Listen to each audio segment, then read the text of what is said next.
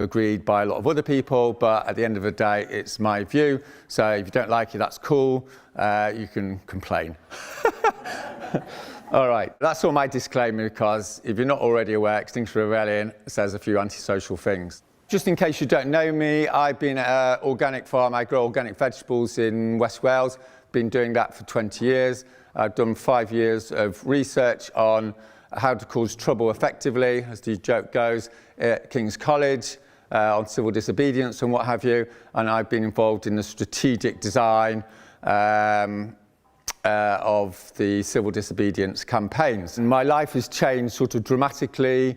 Last year, I was sort of weeding spinach in one of my polytunnels, and my partner came in and said that Bernie Sanders just shared the October Rebellion on his Facebook page with 7.5 million viewers, and I thought I shouldn't be weeding spinach anymore, should be getting on with the rebellion. So I delegated my business, and since then I've been working 12, 14-hour days, 7 days a week, sort of trying to organise our lost chance to save ourselves. I feel like I've gone from a sort of reasonably quiet, you know what it's like, West Cornwall, West Wales, same sort of place, like no one's really bothered about you. Just sort of highlight of the week is just going to the local town and buying some hummus, and the rest of the time just staring at the soil. So I've gone from that to this sort of movie world that I'm in, and every day I have to sort of pinch myself because these weird and wonderful things happen. So I'm going to give you a little flavour of what it's like to be in Extinction Rebellion head office, as it were. I'm not supposed to call it that, but it is. And so here it goes. So like last week, there was a rich guy from California phoned up and wanted to speak to me. So I was told he was very rich. So I was a little bit nervous, and I was thinking I had to be quite slick, as it were. So got on the online Zoom call with him, and he wasn't slick at all. I'd say it was like in a bit of a panic, and he was very distressed. There was no two ways about it. And the reason is because his house had burnt down in California. He lives near Los Angeles in one of the many forest fires. His house had gone, the house of his mates had been burnt down, all these rich people had lost their houses, and he said to me, Roger, whatever it takes. And yeah, he's raising millions of pounds for climate change, civil disobedience. So that's a bit interesting, wasn't expecting that. And then like a week beforehand, there was this guy who phoned up Extinction Rebellion, phoned up the woman who works next to me, and he said he's from COP. So I don't know if you heard about this COP thing, but it's where all these important people around the world that are supposed to sort out climate change get together every year and decide to do nothing about climate change. Are you familiar with that? And every year they sort of say they are, but they don't. And so I was expecting, her to say that, wanted someone from Extinction Rebellion to go and talk in this COP thing in Chile, and, so that, the conventional climate change industry can look a little bit more sexy or whatever. They quite like Extinction Rebellion turning up to things. Anyway, turns out he doesn't want that. It turned out that, quote, he wants us to cause chaos at COP. This is one of his top diplomats running the show, wants us to close down the event he's going to organise. So, if anyone wants to fly to Chile, maybe you shouldn't, but anyway. Okay, so that's another sign of the times. And then a few weeks ago, a month or two ago actually, this BBC journalist phones Extinction Rebellion up, and I don't know who it is, don't ask, but apparently he's on telly every night, or every other night, or whatever these people do. And he's He's ringing up to give us advice on how to effectively blockade Parliament.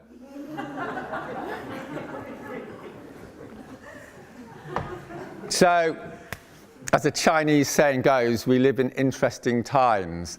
And I'm sure there's a lot of us in this audience that have been faffing around for 30 years trying to create a semi-decent society and what have you. It's like nothing before, right? It's completely changed. And every week brings in these never happened before happenings. And I'd like to suggest to you, in case it's not obvious, that all around the world, and I mean literally all around the world, people are starting to have what can only be described as a nervous breakdown about the climate crisis. Or to put it more bluntly, people are shitting themselves. And this is an exponentially increasing situation. I was just joking to someone when I came in that I did a talk in Shrewsbury, I think it was about a year ago, and I was like half an hour late because I thought I was going to be late to this meeting. Well, there was only 6 people there, right? So it didn't really matter. But so here you are, and there's however many of you. And I would predict that maybe in a year or two's time, there'll be like 10,000 people in Penzance, because that's the way it's going. You can look upon that as a good thing or a bad thing. But so what I'm going to do, which might not sound a great idea, but I am actually going to tell you about the climate crisis. And I'm sure a lot of you are quite self-congratulatory that you're here because you've read it and you believe in it and we're all ready to go. Well, one of the things I've sort of realized over the last year is that you can know about climate change. You know, people say that all the time, don't they? Say, oh yeah, I know what's happening. But the fact of the matter is, you can know about it, but you don't really know about it, right? And when you really know about it, you haven't really felt it. And when you think you've felt it, you haven't really felt it, right? So it's a bit like grief, you know, it comes in waves, you know, you're shitting yourself one day and then for the next 2 weeks you sort of forget about it, the sun's shining, you know, there's plenty of food in Tesco's, it's like it has been for the last 30 years. And then, you know, read a Guardian article and you're going, what the fuck, you know? And then, you know, you forget about it again. And then, you know, someone comes in and they're crying or something, and it's bang. And, you know, it's like that, right? So I am going to tell you about the climate situation and the ecological crisis, not because you don't know, but just to put us in this space where we can hopefully connect with the enormous, beyond belief sort of challenge that we've now got. Because otherwise we're just going to be pretending like we've been pretending for the last 30 years, right? We've all been pretending, haven't we? I've been pretending, you know, 10 years ago I knew, you know, the whole situation was fucked, but I was just there reading my spinach thinking someone else was going to get it on with it for me, you know. We've all been there, right? Okay, so here's a way of looking at it. As I see it, like, one of the big sort of lies, there's many lies about climate change, but one of the biggest lies is it's really complicated, right? And it's so complicated, you have to leave it up to these COP people and the scientists and the politicians and the experts, because the poor common people can't work stuff out for themselves. And, you know, it's just, you know, this science thing, right? But the fact of the matter is, it's not that complicated, right? It's simply not that complicated. Some bits of it are complicated, but a lot of it isn't. You know, it's a little bit like going to the doctor and, you know, you've got something wrong with your foot and there's something complicated with your arm, and every now and again you get these complicated headaches, but you've also got lung cancer, right? It's like, it doesn't matter that you can't work out what the headaches are about, you've got lung cancer. That's the killer fact, right? That's what's going to kill you. So it's the same with the climate crisis. You know, there's all these like fiddly bits, but there's some killer facts. So I'm going to go briefly through 3 killer facts. Okay, so the first one is the undeniable, clear, simple fact that the Arctic is melting, right? There's this stuff called ice. It's warm, it melts. Don't have to have a degree in science to work that one out, okay? So the fact of the matter is 75% of the volume of the ice in the Arctic Ocean has melted in the last 30 years, right? So not 2%, not 10%. If 10%, that'd be a massive crisis. No, 75% has melted already. It's a catastrophe.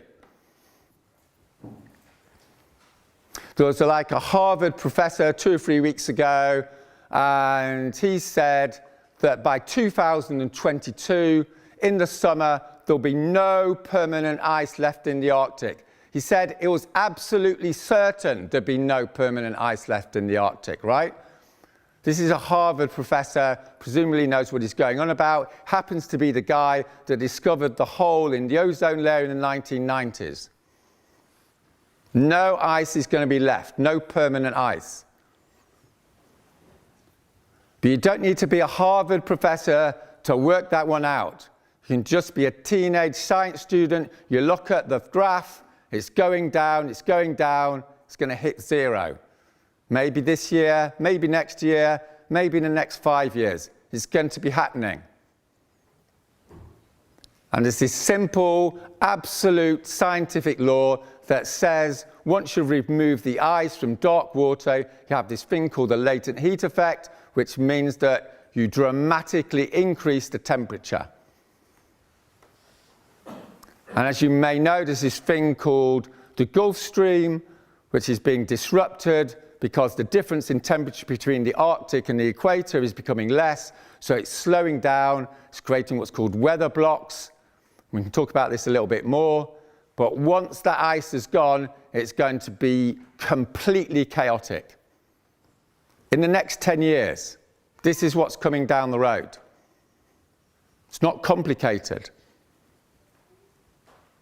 So if you're a good scientist, I'm sure some scientists here, you know that if you look at a phenomenon, you should look at it at 2 or 3 directions, right? Just to be on the safe side. So let's look at it in terms of temperature. I'm sure we know, right? Since pre-industrial times, the average global temperature increased around 1.1 degrees centigrade. Some people think it's a bit more, some people think it's a bit less, but it's in that ballpark. And there's this thing called the Paris Climate Agreement, right? Which I would suggest to you is the biggest example of a mass delusion in the history of humanity. Because it has this lie that we've got to stay below 2 degrees centigrade. The simple scientific fact of the matter is 2 degrees centigrade is already locked in. I spend a lot of my time in academia. It's well known in academia. It's bollocks. I'll give you 3 simple reasons, right? There's this thing called the carbon lag. When you put carbon into the atmosphere, it doesn't immediately heat up the Earth. It takes 10 to 30 years for it to translate into higher temperatures. It's not complicated. It's coming down the tubes. So even if we stop putting carbon into the atmosphere tomorrow, you'd still have the last 10 to 20 years of carbon coming through. So a recent scientific peer review